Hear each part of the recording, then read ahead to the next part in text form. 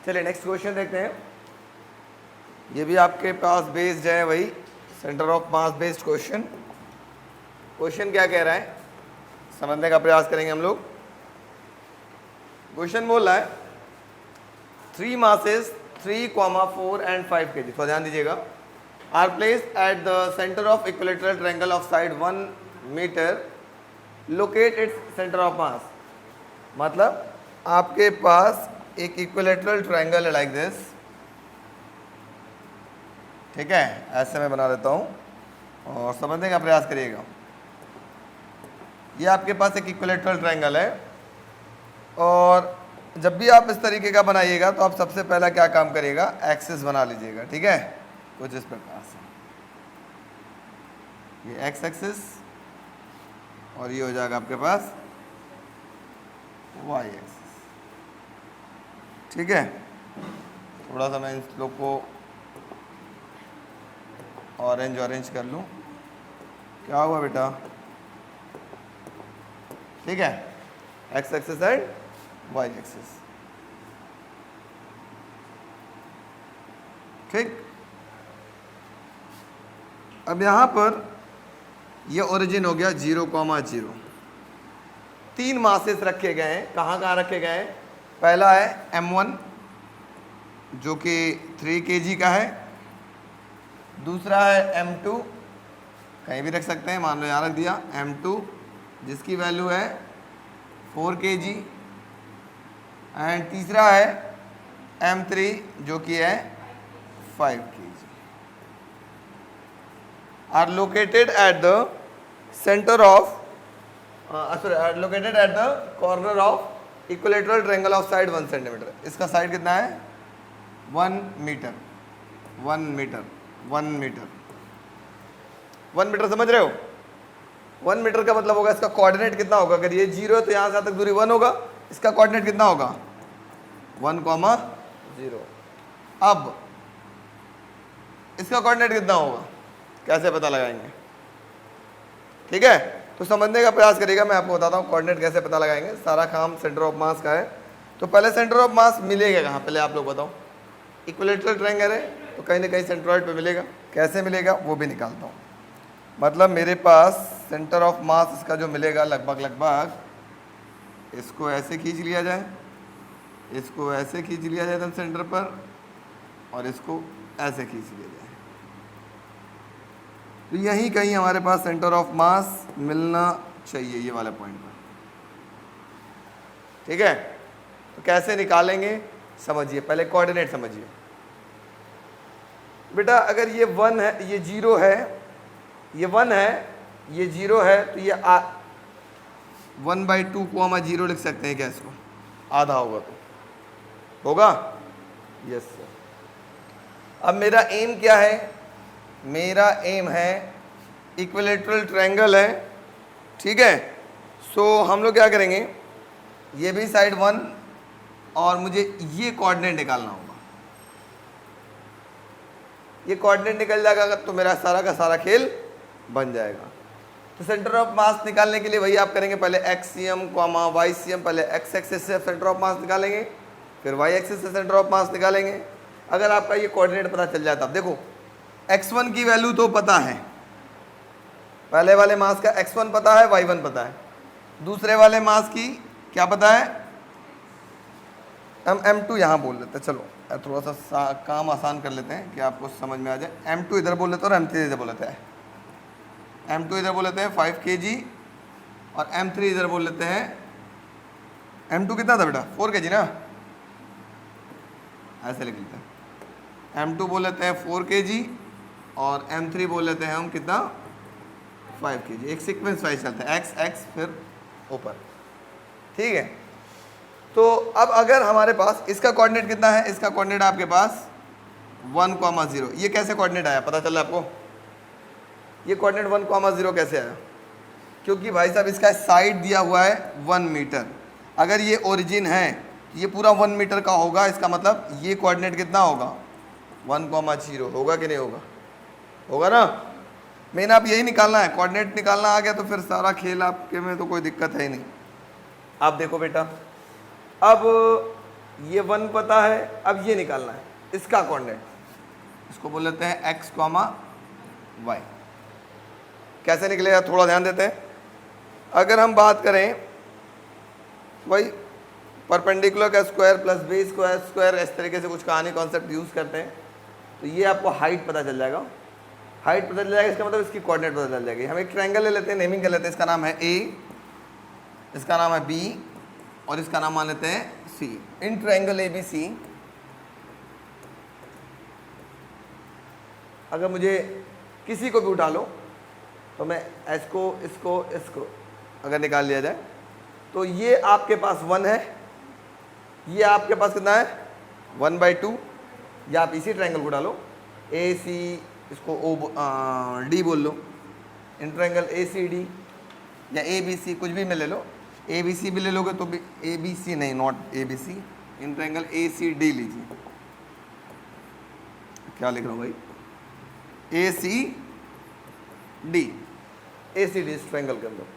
तुमको पता है हाइपोटेनस का स्क्वायर, हाइपोटेनस क्या है ए सी का square equal to perpendicular square मुझे नहीं पता सी डी का स्क्वायर प्लस बेस का स्क्वायर, बेस क्या है ए डी का स्क्वायर।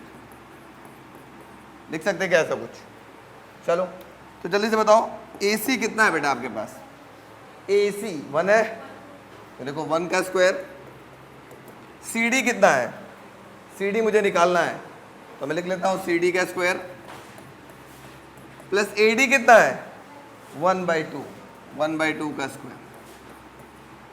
लिख सकते हैं ऐसा कुछ? कितना हो जाएगा? ये हो जाएगा 1 और ये हो जाएगा 1/4, इधर आके हो जाएगा 1 - 1/4 इक्वल टू सी डी का स्क्वायर। ठीक है, ये कितना होगा 3/4 इक्वल टू सी डी का स्क्वायर। सी डी बराबर कितना हो गया √3/2, मतलब ये यहाँ से यहाँ तक की वैल्यू कितनी हो गई √3/2। इसका मतलब ये कोऑर्डिनेट कितना होगा? हाँ, ये हो गया आपके पास √3/2, 0, √3/2 ये कोऑर्डिनेट। तो ये कोऑर्डिनेट कितना होगा?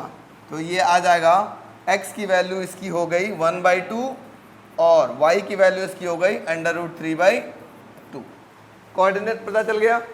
अब सेंटर ऑफ मास निकालते हैं। सबसे पहले अगर हम एक्सियम बात करें, एक्सियम ये क्या होगा m1 x1 plus m2 x2 plus m3 x3 whole upon में m1 plus m2 plus m3। Axiom की वैल्यू कितनी आ जाएगी? m1 की वैल्यू कितना है बेटा? m1 है 3 kg, x1 कितना है 0, 3 × 0 प्लस m2 कितना है आपके पास 4 kg और x1 कितना है 1, 4 × 1। अच्छा m3 x3, m3 कितना है आपके पास 5 और x3 कितना है 1/2, 5 × 1/2 होल अपॉन में टोटल मास। टोटल मास का मतलब हो जाएगा 3 + 4 + 5। एक्सियम कितना हो जाएगा जल्दी से बताओ? ऊपर हो गया 4 और 5/2, 4 + 5/2 को मतलब लिख सकते हैं 2.5 अपॉन में हो जाएगा कितना 5, 4, 9, 3, 12 है ना। कितना हो गया एक्सियम की वैल्यू? एक्सियम इक्वल टू हो गया 6.5 अपॉन में 12। ठीक है, चाहो तो इसको थोड़ा सा सॉल्व कर लो या फिर छोड़ सकते हो इतने पे ही, कोई टेंशन नहीं है। या चलो छोड़ देते हैं या सॉल्व कर लेते हैं। एक्सियम बराबर कितना आएगा 6.5 डिवाइडेड बाई 12 कर लेते हैं। 6.5 डिवाइडेड बाई 12 कितना आएगा? देखो 6.5 डिवाइडेड बाई 12 कितना आ गया 0.54, 0.54 ये एक्सियम आ गया। अब इसी तरह से आप वाईसीएम निकालो, जल्दी बताओ वाईसीएम का फॉर्मूला क्या होगा? वाईसीएम इक्वल टू क्या होगा जल्दी बोलो? m1y1 plus m2y2 plus m3y3 whole upon में m1 plus m2 plus m3। m1 कितना है जल्दी बोलो? m1 था 3, y1 कितना है 0। देखो 3 × 0, m2 y2, m2 कितना है 4, y2 कितना है 0, मतलब ये हो जाएगा 4 plus 4 into 0, m3 y3, m3 कितना है 5 इंटू √3/2, 5 इंटू √3/2 होल अपॉन में कितना हो जाएगा 3 प्लस 4 प्लस 5, लिख सकते हैं क्या कुछ। तो इसका YCM कितना आ रहा है आपके पास, YCM सॉल्व कर लेते हैं तो ये मिलेगा 5 √3/2 और नीचे हो जाएगा 12/1, थोड़ा सा क्रॉस मल्टीप्लाई कर लेते हैं तो YCM इक्वल टू मिलेगा 5 √3/24, इसको ऐसे लिख सकते हैं 5 √3 की वैल्यू होती है 1.732 अपॉन में 24, मल्टीप्लाई कर लेते हैं और डिवाइड कर लेते हैं डायरेक्ट, 5 में 1.732 का 5 इंटू 1.732, ठीक है, इक्वल टू कितना आया 8.666 डिवाइडेड बाई कितना था 12, कितना हो गया, अच्छा डिवाइडेड 24 था ना, फिर डिवाइडेड बाई 2 कर देते हैं, कितना आ रहा है 0.36, 0.36। तो देयरफॉर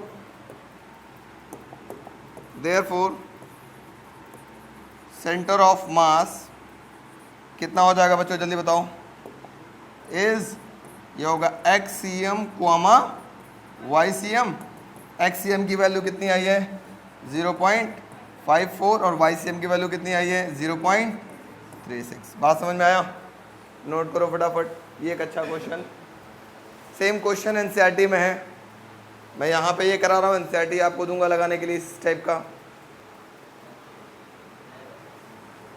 देखो बेटा क्वेश्चन नेक्स्ट है, इसका भी सेंटर ऑफ मास निकालना है, समझने का प्रयास करेंगे हम लोग। क्वेश्चन नेक्स्ट है, find the position of centre of mass of the T shaped plate from O। कोई एक सेंटर O है, इस O से इसका सेंटर ऑफ मास निकालना है, ठीक है, कैसे निकलेगा, थोड़ा दिमाग लगा के प्रयास करेंगे समझने का। इसको सॉल्व करने के लिए एक बात याद रखना, हम लोग बार बार एक चीज लेंगे, मास पर यूनिट एरिया। मास पर यूनिट एरिया का मतलब मास अपॉन एरिया, उसका इस्तेमाल करेंगे आगे कुछ क्वेश्चंस में, ठीक है, तगड़ा। जैसे आप समझने का प्रयास करना, नहीं आएगा तो फिर मैं बताऊंगा। सबसे पहले मैं बात करूं मास पर यूनिट एरिया को हम लेट कर लेते हैं, लेट मास पर unit area be m, small letter में m, ठीक है। देन द मास ऑफ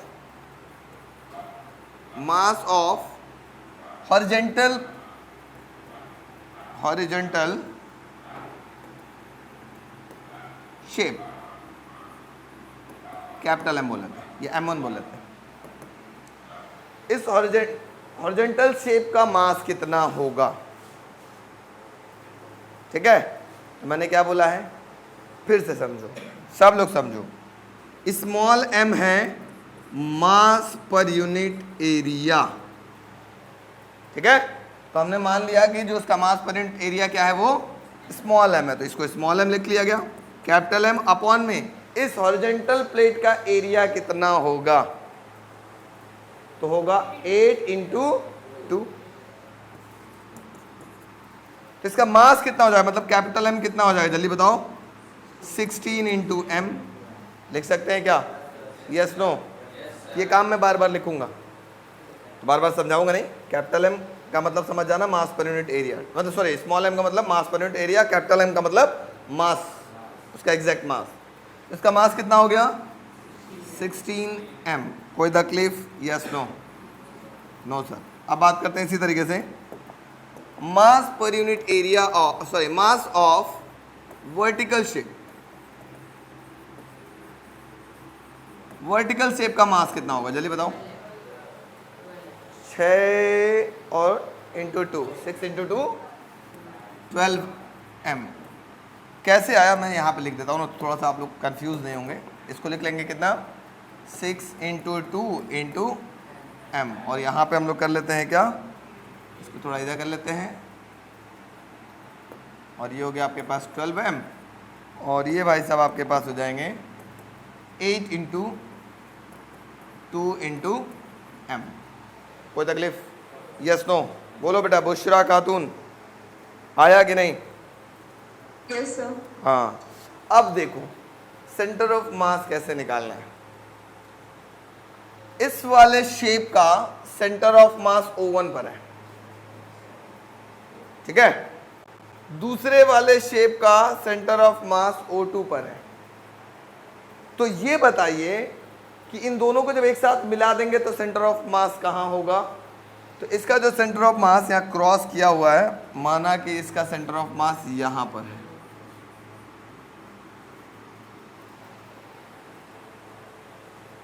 ठीक है सर। इसको मान लेते हैं O या O3 मान लेते हैं, नॉट O, क्योंकि O ऑलरेडी माना हुआ है ना। तो अब बेटा हम लोग को निकालना होगा डिस्टेंस। पहले अगर हम O1 का डिस्टेंस देखें, कहां गया भाई साहब? O1 का डिस्टेंस कितना होगा ये बताओ। O1 का, ये कहां वाइट है भाई साहब? O1 का डिस्टेंस कितना होगा? ये 2 का जस्ट आधा। अरे ये देखो, अगर एक स्क्वायर है, अगर ये यहां पे सेंटर है तो इधर आधा ही तो होगा। तो ये कितना होगा यहां से तक? 1, ठीक है। इसी तरीके से हम O2 का पोजीशन बता लेते हैं, कितना होगा बताओ। O2 कितना होगा? 3। कैसे 3? पूरा O से निकालना है, हमेशा O से देखना है। O के रेस्पेक्ट, देखो क्वेश्चन क्या बोल रहा है, T saved from O, O से सेंटर ऑफ मास निकालना है। हाँ, 4 की 5, 4 की 5। कैसे 5? क्योंकि ये हो गया यहां से यहां तक 3, ठीक है। और ऊपर ये कितना हो गया? 2, टोटल कितना हो गया? 5। मतलब हमारे पास दो चीज मिल गया। पहले वाले का x मतलब पोजीशन मिल गया, R1 बोल लो चाहे R2 बोलो, जो बोलो। पहले वाले का R1 मिल गया, दूसरे वाले का R2 मिल गया। सेंटर ऑफ मास निकालने के लिए फॉर्मूला क्या है, जल्दी बताओ। सेंटर ऑफ मास RCM बराबर क्या होगा, जल्दी बोलो बच्चों। M1 R1 plus M2 R2 whole upon में M1 प्लस M2। लिखेंगे क्या? तो M1 की वैल्यू कितनी है? 16M इंटू R1 कितनी थी, मतलब इसका सेंटर ऑफ मास कहां पे था? 1 पर। प्लस, नहीं समझ में आ रहा है? दूसरे वाले की बात करें, M2 की वैल्यू कितनी थी? इसकी मास 12M है ना, इंटू इसकी R2 कितनी थी? 5 होल अपॉन में टोटल मास कितनी थी? 16M plus 12M। कोई दिक्कत? नहीं समझ में आया? ये आ गया? हो गया, बस खत्म कहानी। सो RCM बराबर क्या हो जाएगा? 16M प्लस 12 पंजे 60, 16M plus 60M whole upon में 28M। कितना आ जाएगा ऊपर?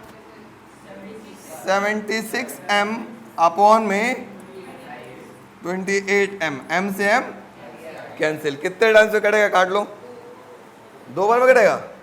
अरे डायरेक्ट काट देते हैं। 76 अपॉन में 28 हमारे पास जब है तो 76 डिवाइडेड बाई 28 कितना आया? 2.7। जो उसका सेंटर ऑफ मास आएगा वो कितना होगा आपके पास? 2.7 मीटर। 2.7 मीटर कहाँ होगा? वही, ये 2 है तो इसके पास, इसके बाद ही ना होगा कहीं पे। हमें O से निकालना, तो सेंटर ऑफ मास कहाँ पे होगा? ये रेड वाले पोर्शन पर होगा, O3 पर होगा। बात समझ में आ गई? छापो फटाफट।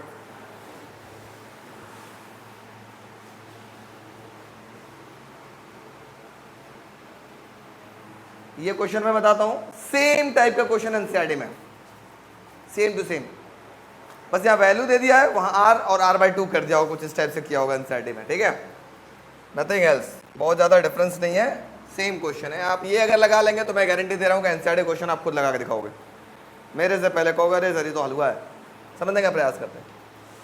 मैं एक काम करता हूँ ना, इस फिगर को बुला देता हूँ। उड़ी उड़ी जाए, उड़ी उड़ी जाए। अच्छा रहने दो, इसको छोटा करके ना कोने में ऐसे लगा देता हूँ। जरूरत पड़े तो बुला लूंगा, अपने हिसाब से फिगर समझाता हूं आपको, ठीक है। क्या बोला है? A circular plate of uniform thickness has a diameter of 56। एक सर्कुलर प्लेट है लाइक दिस, थोड़ा बड़ा बनाते हैं कि आपको क्लियर दिखाई दे, ठीक है। एक सर्कुलर प्लेट है ये, जिसकी थिकनेस आपके पास क्या है, ये लो। अच्छा, इसमें ऐसा करते हैं, इसका कलर फिल कर लेते हैं कोई और, ब्लू ब्लू, ठीक है। ये लो, जिसका डायमीटर कितना बोल रहा है बच्चों आपके पास, 56। तो इसका रेडियस कितना होगा जल्दी बताओ। R1 कितना होगा, 28 सेंटीमीटर, मतलब होगा 28 इंटू 10 की पावर -2 मीटर, ठीक है। And a circular portion of diameter 42 centimetre is remove from one edge as shown in figure. जो फिगर था आपके पास, मैं पहले उसको दिखा दूं। ये एक फिगर था, आजा भाई। इससे एक सर्कुलर पोर्शन काट करके क्या किया गया, निकाल दिया गया। मैं निकाल लेता हूं अपने फिगर से। अच्छा, पहले एक बात करते हैं, निकालने से पहले तुम ढक जाओ भाई, नहीं तो तुम कंफ्यूज करोगे बच्चों को, हमारे बच्चे होंगे कंफ्यूज। अब मैं बोलूं तो इसका सेंटर ऑफ मास कहाँ होगा, पहले वाले स्फीयर का, जल्दी बताओ। एकदम बीचों बीच में, यही होगा ना। ये पहले ब्लू वाले का सेंटर ऑफ मास यहाँ हो गया O, ठीक है।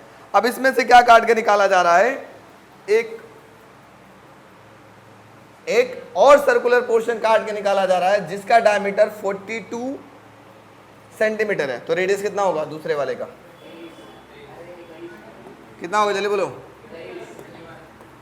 हाँ, R2 की वैल्यू जाएगा 21 सेंटीमीटर। ध्यान से देखना बच्चा, कैसे कट रहा है, कहाँ से कट रहा है। मैं फिगर पुराना इस वजह से नहीं लिया कि आपको समझ में आ जाएगा। अब ये कितना है टोटल, ये बताओ। ये कितना है 28, तो 21 इससे छोटा ही होगा। इसका मतलब जो अगला फिगर होगा वो इससे छोटा होगा, ऐसे मान लो। इसको फिल कर लेते हैं व्हाइट से। ये पोर्शन काट करके क्या किया गया, निकाल दिया गया। मैं इसका फिगर बनाने के लिए मैं कोई और कलर का यूज कर लेता हूँ, रेड ले लेता हूँ आपको समझाने के लिए, ऐसे। यस नो, ठीक है सर। अब इसका सेंटर ऑफ मास कहाँ होगा, व्हाइट वाले का, एकदम बीचों बीच में। इसका सेंटर यहीं के होगा एकदम। इसको हम बोल लेते हैं O1 ना। अब O1 हो गया। अब मैं बात करता हूं, आपको O पता चल गया, O1 पता चल गया। अब मुझे क्या निकालना है, find the centre of mass of the remaining portion from the centre of the plate. इस प्लेट के सेंटर से आपको, अच्छा ये भी सेंटीमीटर में, पहले मीटर में चेंज कर लो।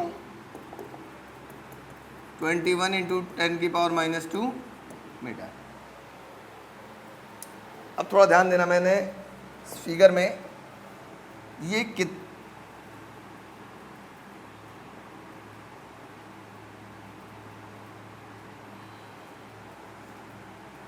सर ये क्या किया आपने, अब बोलो।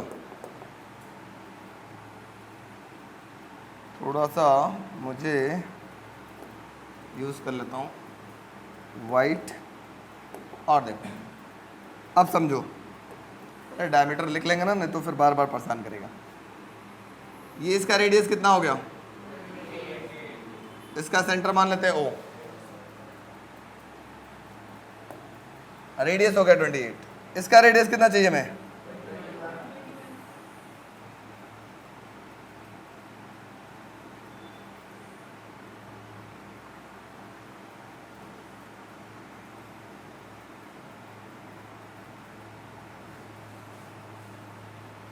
मान लो ऐसा। ये मेरे पास हो गया इसका सेंटर, ठीक है। अब मैं बात करूं, O1 ये हो गया। अब जो बचा हुआ पोर्शन है, ये ब्लू वाला शेडेड पोर्शन, इसका सेंटर ऑफ मास किधर मिलेगा, इधर ही कहीं मिलेगा, जिधर मास ज्यादा है। तो मान लिया इसका सेंटर ऑफ मास यहां मिल गया, इसका नाम ले लेते हैं O2। ठीक है,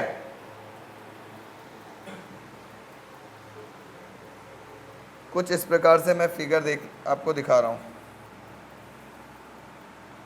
इस फिगर में हाँ,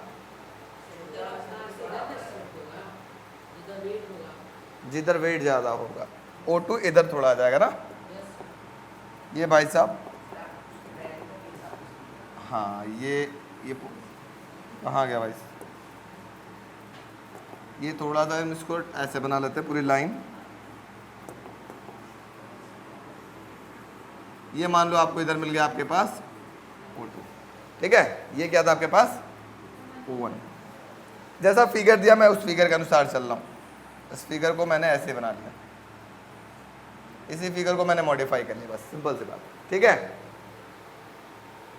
अब लेकिन देखो इस फिगर में भाई साहब का O तो इस बड़े वाले का डायमीटर था, मतलब सेंटर था, और ये जो पोर्शन आ रहा है वाइट वाला अकॉर्डिंग टू दिस फिगर, ये भाई साहब थोड़ा बड़ा हो रहा है।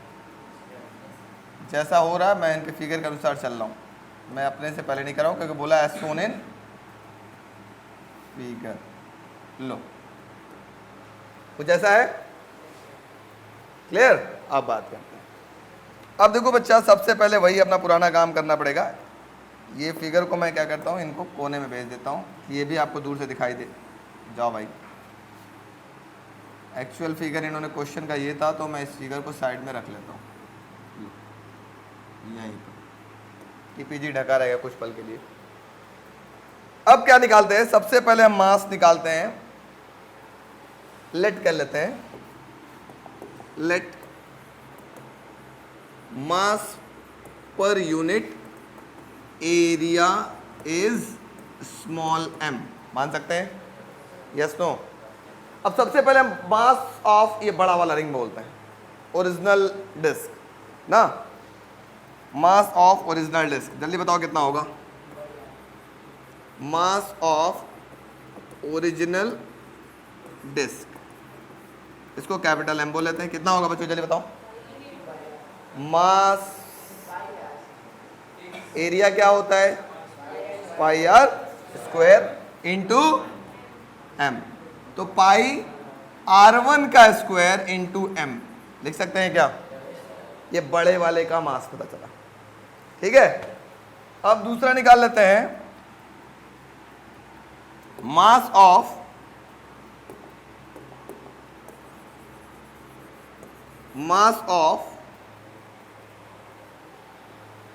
Disc removed.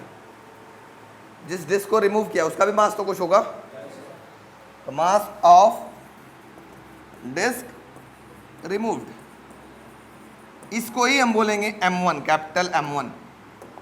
इन्हीं से मेरा पूरा मतलब है। ये कितना हो जाएगा आपके पास, ये जो रिमूव हो रहा है छोटा वाला, इसका मास कितना हो जाएगा जल्दी बताओ। तो हो जाएगा पाई R2 का स्क्वायर इंटू इसका मास स्मॉल m। समझ में आ रहा है क्या आ रहा है। अच्छा, अब बात करते हैं मास of shaded portion, mass of remaining portion या शेडेड पोर्शन, रिमेनिंग PORTION, जिसको हम M2 बोलेंगे। इसका मास कितना होगा, ये जो ब्लू पोर्शन बच गया, मतलब इसमें से ये ब्लू वाले में से ये व्हाइट निकल गया, तो ये बचेगा ना, तो इसका मास कितना होगा जल्दी बताओ। क्या होगा, M minus M1। Very good, ठीक है, यही M2 होगा। M की वैल्यू कितनी है, पाई R1 square into M minus M1 कितनी है, पाई R2 स्क्वायर इंटू M। इसमें से हमने कॉमन क्या लिया, पाई M कॉमन लिया, R1 का स्क्वायर माइनस R2 का स्क्वायर। बात समझ में आ गई, ये तो हो गई। अब देखो ध्यान से सुनना जो मैं बात बता रहा हूं। मोमेंट ऑफ वर्ड कब यूज होता है, जब डिस्टेंस से मल्टीप्लाई होता है ना। तो जितना मोमेंट ऑफ मास इस शेडेड पोर्शन का होगा, उतना ही मोमेंट ऑफ मास इस जो मतलब जितना पोर्शन आपने रिमूव किया है, जितना moment of mass remove portion का होगा उतना ही मोमेंट ऑफ मास किसका होगा, शेडेड पोर्शन का होगा। याद रखिएगा हमेशा इस टाइप के क्वेश्चन में। इसका मतलब हम ऐसे लिखेंगे मोमेंट ऑफ मास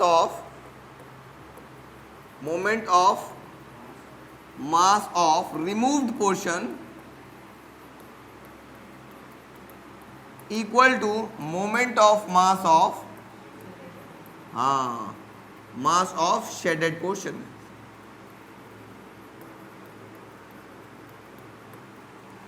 ठीक है।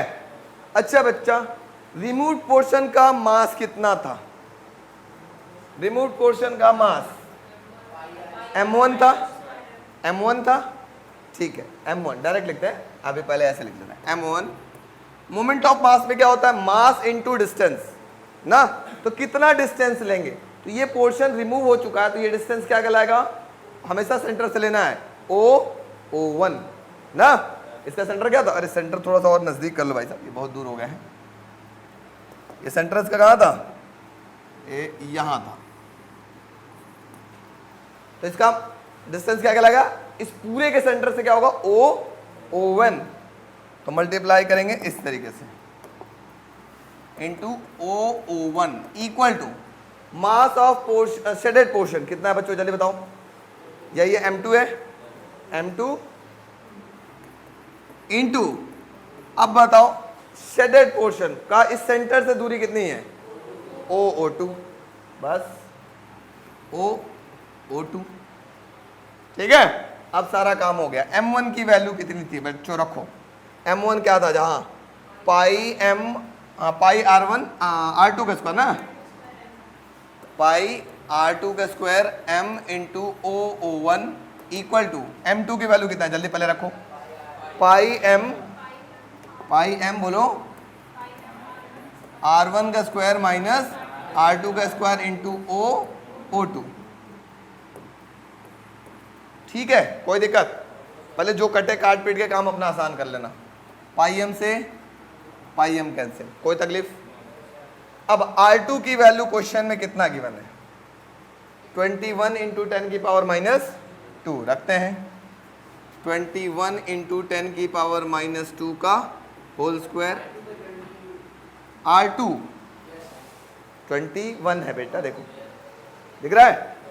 अच्छा, इंटू क्या था, इंटू क्या था आपके पास इधर, O1 कितना होगा, कोई बच्चा बताएगा क्या, O1 कितना होगा। तो थोड़ा सा ध्यान देते इस फिगर में, अगर फिगर को थोड़ा ध्यान दें तो O से लेकर के ये दूरी कितनी थी, O से लेकर ये 28 थी, ये तो R1 थी, और O1 से लेकर ये कितनी थी 21। तो O1 कितना होगा, 28 माइनस 21 लिख सकते हैं क्या, चलो तो ये हो जाएगा 28 माइनस 21। अब R1 कितना था जल्दी बताओ, 28, हाँ 28 इंटू 10 की पावर माइनस 2 का होल स्क्वायर माइनस R2 कितना था, 21 इंटू 10 की पावर माइनस 2 का होल स्क्वायर इंटू O2। यही निकालना सेंटर ऑफ मास नया वाला कहाँ होगा। ठीक है, थोड़ा समझने का प्रयास करते हैं बच्चा। ये हो जाएगा 441 इंटू 10 की power minus 4 into 7 equal to, इसमें से 10 की पावर माइनस 2 का होल स्क्वायर बाहर ले लेते हैं तो मिलेगा 10 की पावर माइनस 4, ये होगा 28 का स्क्वायर माइनस 21 का स्क्वायर इंटू O2। लिख सकते हैं कैसा, यस नो, क्या कटेगा, 10 की पावर माइनस 4 से 10 की पावर माइनस 4 कैंसिल, जो कटे काटते चलो, पहले काम आसान करो। 441 इंटू 7 इज इक्वल टू, इसको लिख सकते हैं 28 माइनस 21 एक ब्रैकेट में और 28 प्लस 21 एक ब्रैकेट में इंटू O2। लिख सकते हैं क्या, 28 माइनस 21 कितना आएगा, 7 से ये 7 कैंसिल, कोई तकलीफ, और काम आसान हो गया। तो ये हो गया 441 अपॉन में 28 प्लस 21 कितना आ जाएगा, 49 इक्वल टू हो जाएगा O2। तो आपके पास सेंटर ऑफ मास मिल गया, O2 की वैल्यू कितना हो गया, 441 अपॉन में 49, कितने टाइम्स, 9 टाइम्स, कंफर्म। एक बार डिवाइड कर लेते हैं, तुम लोग पे बात पे भरोसा नहीं है। 441 डिवाइडेड बाई कितना था, कितना टाइम्स आया, 9। वेरी गुड, तुम बहुत तेज लड़के हो तुम लोग। तो सेंटर ऑफ मास क्या हो जाएगा, 9 मीटर। बात समझ में आ गई। फिर से मैं बता रहा हूँ, क्वेश्चन इंपॉर्टेंट है, क्यों है समझने का प्रयास करिएगा। सबसे पहले आप निकालोगे जो आपके पास डिस्क दिया था उसका मास निकल गया। अब जो इसमें से रिमूव किया उसका मास, पहले मास पर यूनिट लेंथ, मास पर यूनिट एरिया लिख लेना स्मॉल m, ठीक है, मल्टीप्लाई करते चलना। तो पहले बड़े वाले का निकल गया, फिर छोटे वाले का निकल गया, अब जो बच गया उसका निकल गया।